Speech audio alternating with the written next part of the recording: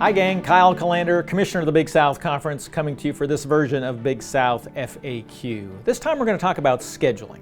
We spend a lot of time on scheduling here in the Big South Conference office. We have a number of individuals on staff that work on it, depending on which sport they work on. I'm going to talk about football for just a minute, because that's the sport I work on.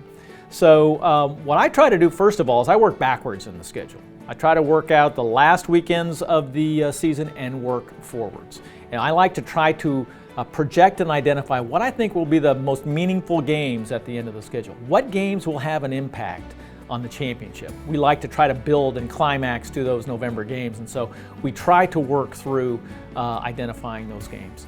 Obviously, it's hard to project years out, but we've been pretty successful in having key games at that point in time.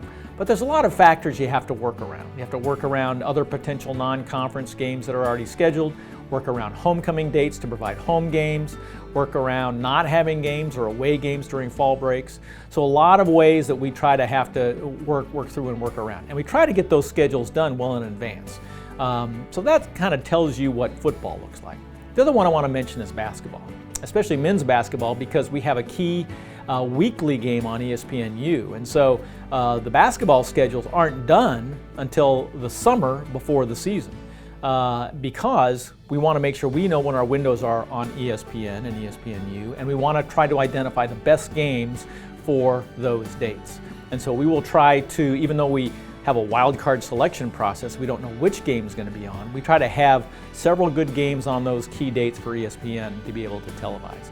Then we also take into account, what are some of the rivalry games, and try to have those late in the schedule in February to really try to build the interest and the excitement, and have those games on a key Saturday in February.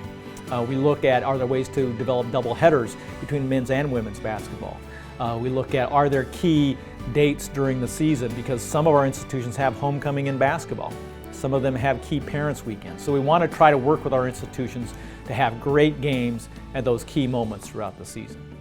So that's basically how it's done. Every sport's a little bit different, but I'm glad you asked, and thanks for watching.